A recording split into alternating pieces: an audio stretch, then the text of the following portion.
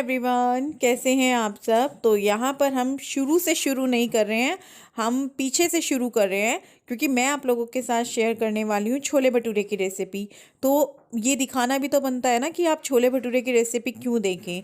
ये मैं सबके लिए नहीं बोल रही हूँ, आप लोगों को बनाने आते होंगे, लेकिन हाँ किसी एक को भी अगर इससे सीखने को मिलता है कि हाँ भाई उसको आइडिया आ जाए कि कैसे बनाने हैं, तो ये मेरे लिए बहुत बड़ी बात होगी।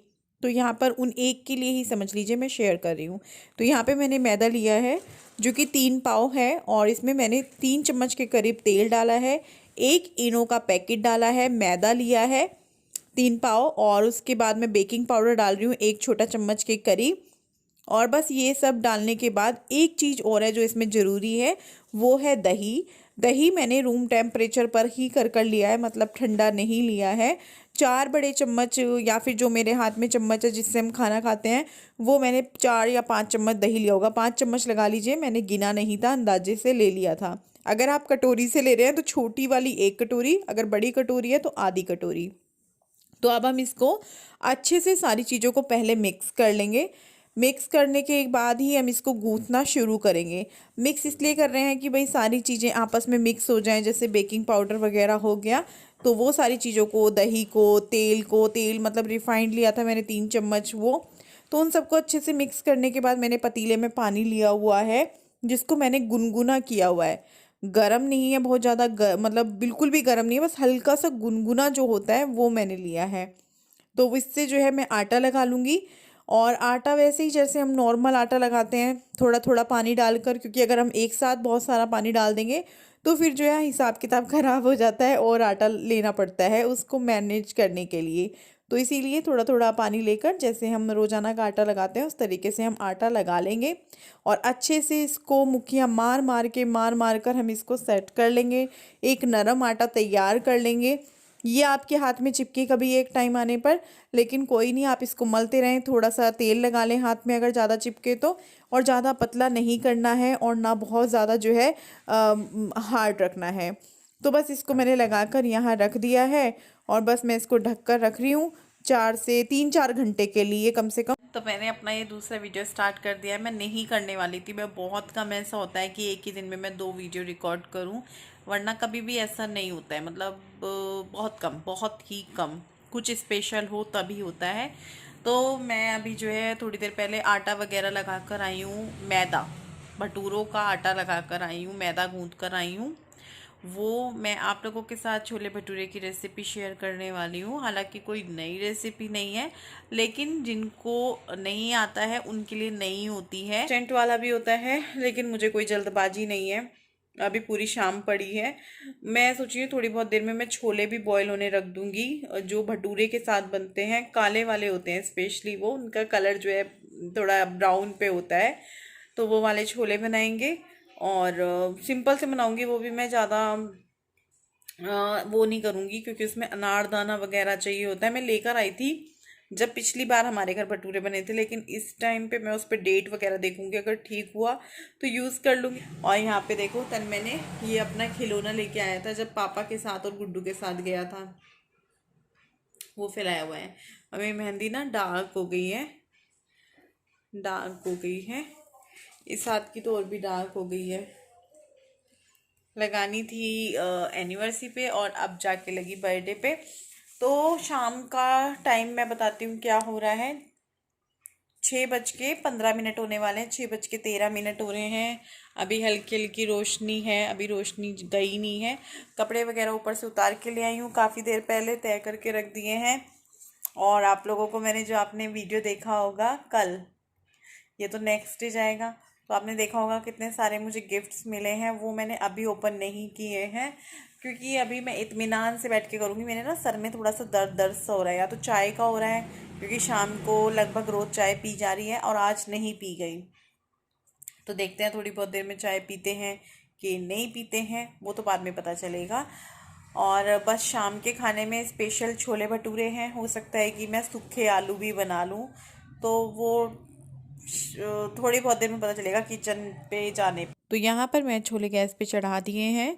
थोड़ा सा पानी मैंने इसमें प्लेन वाला रखा है और थोड़ा पानी मैं इसमें डालने वाली हूँ चाय की पत्ती का। और अगर कम लगेगा तो थोड़ा सा और मैं जो प्लेन पानी होता है वो डाल दूँगी इसमें। तो चाय की पत्ती का पानी डाल दिया है। कुछ लोग इसमें चाय की पत्ती को पोटली में भी बनाकर डालते हैं, तो वो अपना अपना अलग अलग तरीका होता है। और यहाँ पे मैं खड़े मसाले डाल रही हूँ। हरी इलायची डाली है और एक बड़ी इलायची डाली है काले वाली। और उसके बाद मैंने इसमें डाल दिए हैं काली मिर्च। और उसके बाद मैं इसमें डाल दूँगी लौंग, मतलब कुछ एक खड़े मसाले डालें। आप तेज पत्ता भी इस पर डाल सकते हो, इसमें दालचीनी का टुकड़ा भी डाल सकते हो, वो आपकी मर्जी है, आप खड़े मसाले घटाया बढ़ा सकते हो। उसके बाद मैं यहाँ पे नमक डाल रही हूँ। हल्दी मैं नहीं डाल रही हूँ, हल्दी हो या रंग वाली लाल मिर्च हो वो कलर को थोड़ा चेंज कर देती हैं, तो मैंने नहीं डाली है। मैं तड़का जब बनाऊंगी तब डाल लूँगी अगर मुझे डालनी होगी तो बस अब मैं इसको ढक्कन लगाकर रख दूँगी गैस पर, इसमें इसको पकने दूँगी। तो यहाँ पे देखिए हमारे छोले जो हैं वो बन चुके हैं। 7 से 8 सीटी में ये बिल्कुल तैयार हो चुके हैं।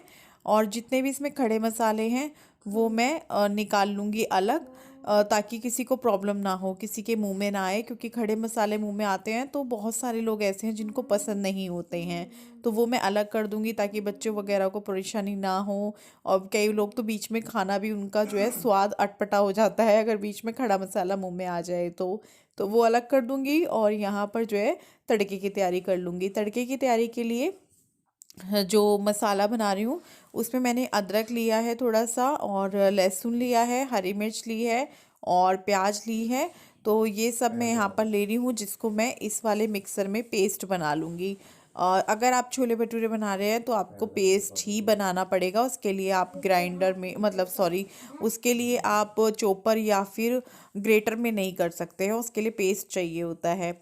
तो यहाँ पर मैं पेस्ट तैयार कर रही हूँ और इस वाले मिक्सर में कर रही हूँ। ये मुझे इसीलिए अच्छा लगता है कि झट से कर लो, इतना बड़ा मिक्सर नहीं निकालना पड़ता है। तो यहाँ पर मैंने कढ़ाई गैस पे चढ़ा दिया, तेल गरम हो गया है। हींग और जीरा डालने के बाद जो हमने पेस्ट तैयार किया है प्याज, लहसुन, अदरक और हरी मिर्च का, वो मैंने इसमें डाल दिया है। और इसको अच्छे से भुनने देते हैं, कलर चेंज होने देते हैं। तो ये देखिए हमारा जो प्याज वाला मसाला था वो अच्छे से भुन चुका है। तो मैं इसमें अब टमाटर का पेस्ट भी डाल रही हूँ। तो टमाटर का पेस्ट डाल दिया है और इसको अच्छे से मिक्स करने के बाद जो भी मुझे इसमें सूखे मसाले अभी ऐड करने हैं वो मैं यहाँ पर ऐड कर दूँगी। जैसे कि लाल मिर्च हो गई, जो रोज़ वाले खाने में डालते हैं। रंग वाली लाल मिर्च मैं नहीं डाल रही हूँ, रोज़मर्रा में जो लाल मिर्च खाई जाती है मिर्च के लिए वो वाली। और उसके बाद मैं इसमें जीरा पाउडर, गरम मसाला पाउडर, ये दोनों पाउडर डालने के बाद इसको अच्छे से मिक्स कर लूँगी। गरम मसाला, जीरा पाउडर और लाल मिर्च, थोड़ी सी हल्दी देखूंगी अगर डालनी होगी तो थोड़ी सी वो भी मैं इसमें ऐड कर दूंगी। तो इन सारे मसालों को मिक्स करने के बाद मैं क्या करूँगी, इसको पकने दूंगी थोड़ी देर के लिए। थोड़ी देर नहीं, जब तक कि मसाले अच्छे से पक नहीं जाते हैं, तेल अलग नहीं हो जाता है, तब तक मैं पकने दूंगी। और मैंने कश्मीरी जो कसूरी मेथी होती है वो भी डाल दी है। कसूरी मेथी का आप और भी अच्छा टेस्ट लाना चाहते हैं तो कसूरी मेथी को आप जो है थोड़ा तवे पे रोस्ट करके भी डाल सकते हैं, उससे और भी अच्छी खुशबू आती है। तो वो आप वही है ना, देखो तरीका होता है अलग अलग, सबका अपना अलग अलग तरीका होता है। तो यहाँ पे जो हमारा मसाला है अच्छे से पक चुका है। तो मैं जो है थोड़ी सी गैस तेज कर दी है। मैंने कहा थोड़ा और पका लूँ, क्योंकि जितनी अच्छी ग्रेवी आपकी तैयार होगी, जितना अच्छा मसाला आपका तैयार होगा, उतना अच्छा खाना टेस्टी बनेगा, अच्छा बनेगा। तो यहाँ पे मैंने छोले इसमें डाल दिए हैं। बहुत ज़्यादा गाढ़े लग रहे थे, फिर रखे रखे भी गाढ़े होंगे, क्योंकि बनते ही खाना नहीं खाया जाएगा। केक वेक काट लेंगे पहले, मतलब थोड़ा टाइम लगेगा खाना खाने में सबको। तो इसलिए मैंने पानी इसमें ऐड कर दिया है, क्योंकि रखे रखे भी फिर ये थोड़े से गाढ़े हो जाएंगे। और धनिया डाल दिया है और पानी डाल दिया है। अभी मैं इसको थोड़ा सा पकाऊंगी उबाल आने तक, और उसके बाद सिम आंच पे भी 2-3 मिनट पका लूँगी अच्छे से, क्योंकि कच्चा पानी डालते हैं तो फिर खूब अच्छे से पकाना पड़ता है। तो बस जी हमारे छोले बन चुके हैं। और आप इसमें ऊपर से भी तड़का लगा सकते हैं, हरी मिर्च का या साबुत लाल मिर्च जो होती है साबुत उसका, और रंग वाली लाल मिर्च का, लेकिन मैं नहीं लगा रही हूँ। तो एक और केक आ गया है, इसको भी कट करना है। और आप लोग भी आ जाइए, आप लोग भी खा लीजिए, आप लोग भी शामिल हो जाइए हमारे साथ। और यहाँ पे ये कैंडल रखा है। और अभी ना आप आगे आगे गुड्डू की आवाज़ सुनना, सबसे ज़्यादा उसी की आवाज़ आएगी बर्थडे वगैरह बोलने की, वो बहुत खुश है। Happy birthday to you. Happy birthday, happy birthday, happy to you.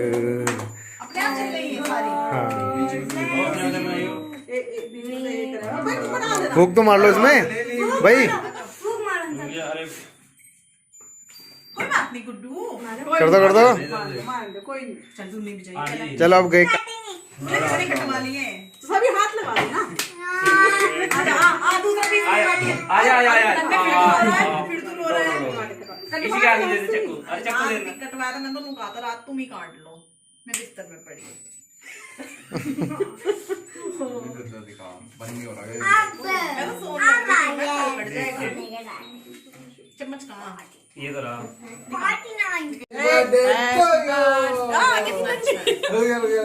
मत वो लगती माचिस नहीं लगा है ना, कि केक खाया नहीं जाता बाद में, सब लोग कराए इतना इतना इतना इतना, फिर मजा हो जा, है ना टेस्टी। लगा लगा लगा लगा।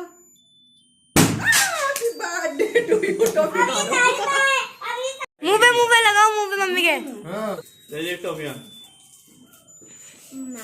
केक जबरदस्त है ना।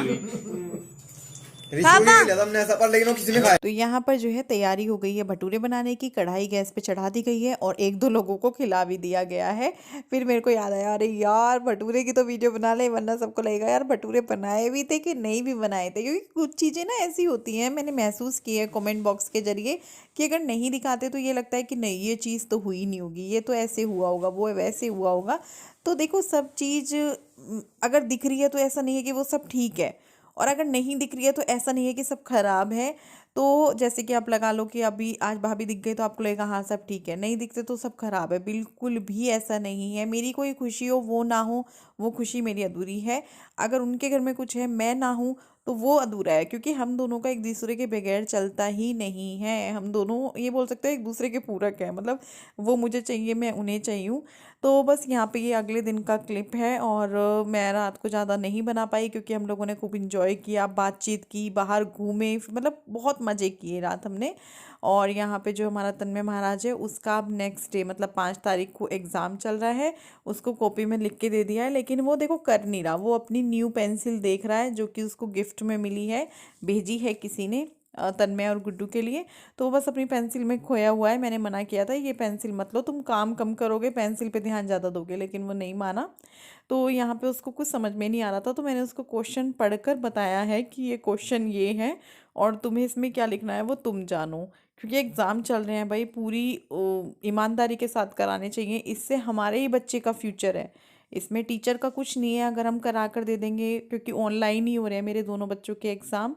तो इसमें हमारे बच्चे का ही नुकसान होगा अगर हम कुछ चीटिंग या कुछ इस तरीके का कराते हैं। तो बस यहाँ पे तन्मय अपना एग्ज़ाम कर लेगा, मैं उसको क्वेश्चन वगैरह 4-4 क्वेश्चन लिख कर देती हूँ, क्योंकि 10 क्वेश्चन होते हैं, तो वो आराम आराम से उसको टाइम मिल जाता है, रुक रुक के करने का, हाथ नहीं दुखते हैं।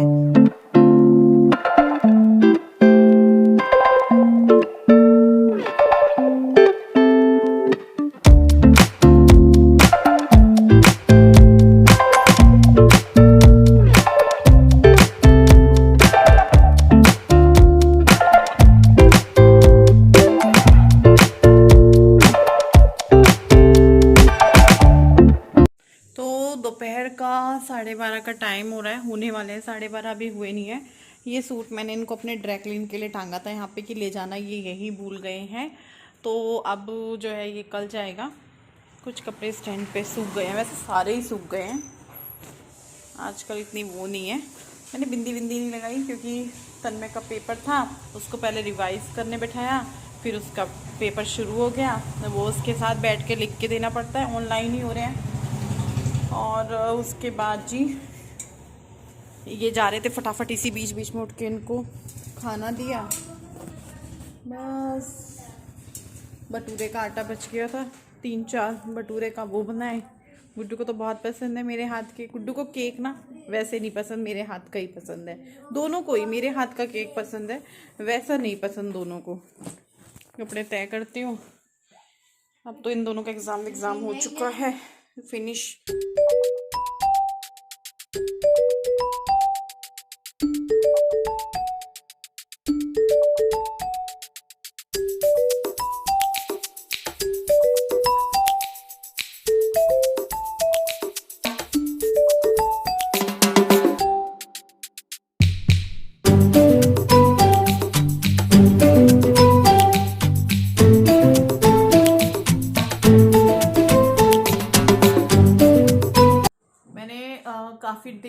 आपसे बातचीत नहीं की। ये वीडियो कल शुरू हुआ था, खाना पीना बना रहे थे उस टाइम पे, थोड़ा सा शाम के टाइम का मैंने कहा चलो इसमें ले लेंगे, ज़्यादा डिटेल में नहीं शेयर किया बर्थडे वगैरह का कुछ भी। और उसके बाद आज मैंने सोच लिया था कि चलो कल इस वीडियो को कंटिन्यू कर लेंगे, क्योंकि 2-4 मिनट का भी डालते हुए थोड़ा सा वो रहता है ना, तो इस वजह से। तो आज मैं इस वीडियो को कंटिन्यू कर रही थी। फिर मेरा जो है वीडियो गया बर्थडे वाला, जिसमें टाइटल था कि 31 गिफ्ट, उसमें टाइटल था कि 31 गिफ्ट मिले हैं मुझे 31वें मेरे बर्थडे पर। देखो, मेरा जो डेट ऑफ बर्थ है वो 4/3/1990 है। इसमें कोई झूठ नहीं है। और मैं यहाँ पे आप लोगों को सबूत भी नहीं दूंगी कि मैं अपनी जन्म पत्री यहाँ लगा दूँ या मैं अपना आधार कार्ड यहाँ लगा दूँ। नहीं, वो सब भी मैं नहीं करूँगी, क्योंकि मैं क्यों प्रूफ दूँ। लेकिन मैं इस बात पे बोलती भी ना, लेकिन जब कमेंट्स बढ़ते जा रहे हैं, सेम चीज़ को लेकर बढ़ते जा रहे हैं, तो देखो मैं ये भी नहीं कहूँगी कि मुझे बुरा नहीं लगा। बुरा लगता है, किसी को भी लगेगा। आप होते तो आप लोगों को भी लगता, जिस तरह के कमेंट्स आ रहे हैं, ठीक है। किसी को आवाज़ की वजह से मैं बहुत बड़ी लगती हूँ, किसी को मैं बॉडी फेस से लगती हूँ, और किसी को मतलब किसी चीज़ से, किसी को किसी चीज़ से लगती हूँ। वो भी चीज़ लग गई, कोई दिक्कत नहीं है। और 35 की लगती हो, कोई दिक्कत नहीं है। मैं बोलती हूँ अगर आप इस चीज़ में खुश हैं कि मैं 50 की लगती हूँ, तो मुझे कोई दिक्कत नहीं है, मुझे कोई वो नहीं है। ये एक ऐसी चीज़ है, उम्र बढ़ने से मुझे कोई फ़र्क नहीं पड़ता, क्योंकि उम्र जैसे जैसे बढ़ती है वैसे वैसे हमें ज़िंदगी बहुत कुछ सिखाती है। इस 31 साल, या चलो 32 हो गए होंगे, क्योंकि कुछ लोग बोल रहे थे कि अगर आपका जो साल है जन्म का 1990, तो उस हिसाब से आप जो है 32 के हुए।